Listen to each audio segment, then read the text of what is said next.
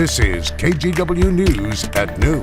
My intent was to raise these concerns because they had significant national security implications for our country.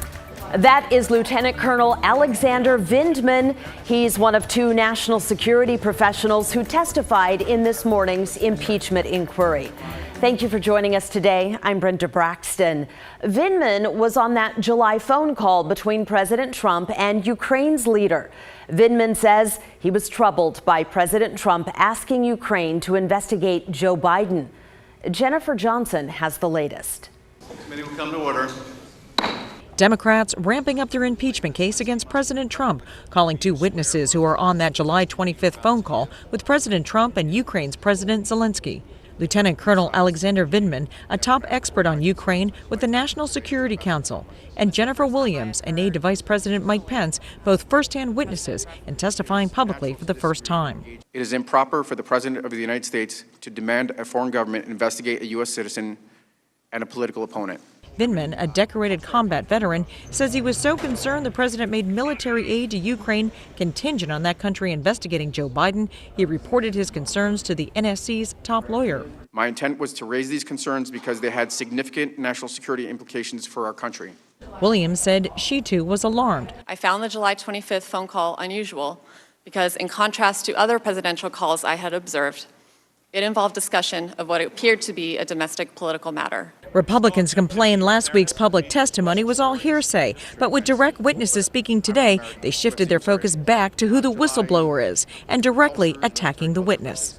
And Colonel, you never leaked information? I never did, never would. That is preposterous that I would do that. Republicans hoping to defend the president's actions with two witnesses they requested, Special Envoy to Ukraine Kurt Volker and former National Security Council aide Tim Morrison. Jennifer Johnson, NBC News, Washington. President Trump is slamming the inquiry and its leader, Adam Schiff. Here's what he said during a cabinet meeting this morning. Because right now you have a kangaroo court headed by little Shifty Schiff, where we don't have lawyers, we don't have witnesses, we don't have anything, and yet I just got to watch, and the Republicans are absolutely killing it. They are doing so well because it's a scam. We're expecting an NBC special report in about 10 or 15 minutes for the second round of testimony today. We'll hear from Kurt Volker, the former U.S. envoy to Ukraine. He'll testify along with National Security Council staffer Tim Morrison. Again, we will carry that testimony live as soon as it begins. Other news now, two jail guards responsible for watching accused sex trafficker Jeffrey Epstein have been indicted. He was found unconscious in his New York jail cell back in August. His death was ruled a suicide. According to the indictment, the guards didn't make their required rounds and never checked on Epstein. The two are charged with conspiracy and falsifying prison records. We are following several deadly crashes today. On I-84, Portland police say another person was killed in a crash involving a car and a semi. It happened overnight at 79th Avenue. Police say the person who died ran into the back of the semi. Police closed a stretch of I-84 eastbound for almost 5 hours, but it is back open this afternoon. We are also tracking a deadly accident in the Buckman neighborhood. A person was hit and killed at 22nd and Burnside. The driver remained at the scene. Police have not identified the victim. We have some new information on a DUI case in Tualatin that got a whole lot of attention last month. Henry Thomas pleaded no contest yesterday. He's a former child actor who played Elliot in the movie E.T. On October 21st, Tualatin police say they found Thomas in a car parked in the middle of the street at 72nd and Lower Boones Ferry Road. Court records show that Thomas must complete a year-long diversion program. All right now we do want to talk about the weather. It was really a wet start to the day. That is a live look at our Wells Fargo sky cam. So Rod, you're saying today we saw the most rain that we've had in the past 2 months? Yeah, you have to go back to mid-September. I mean, that rain band that hit us early for many areas picked up more than 1/2 inch of rain in just a few hours. So Here are the 24-hour totals going back to when it all started yesterday. And these are just kind of some random numbers, some of the higher numbers. Manzanita, 95/100ths. KGW here in downtown Portland, 0.8 of an inch. Corvallis, 0.9. Beaverton, just shy of 3/4. And Salem was kind of in between. I mean, Portland picked up good rain. Salem just shy of 1/4. By the time you got down to Albany and Corvallis, the rain amounts jumped up. This next map shows you amounts just since midnight. So just since midnight, just shy of 1/2 of an inch. That total for today's calendar date is the most we've had in any day since mid-September. 51/100ths up in Vancouver. There was some decent rain up in Seattle as well. So as promised, this weather system is moving out of our area, and what we're now seeing are just some kind of lagging light showers around the region. A little bit of rain and snow depending on the elevation out over the Blue Mountains as well. None of this is anything other than light showers on the radar right now.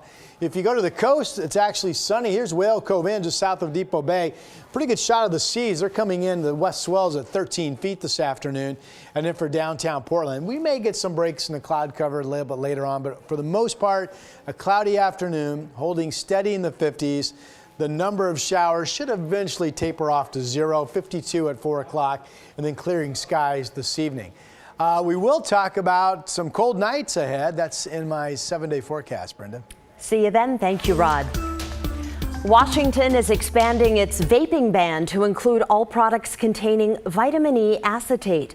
The CDC recently linked that substance to vaping-related lung injuries, but health officials still don't know exactly what's causing the problem. Washington's temporary ban is set to expire on February 7th of next year, but it could be extended.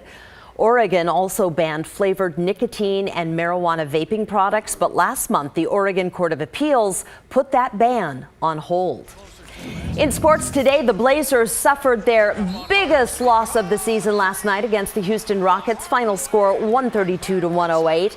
They will try to turn things around tonight when they take on the Pelicans in New Orleans, but they're going to have to do it without Damian Lillard. The Blazers say he's suffering from back spasms and will have to sit out.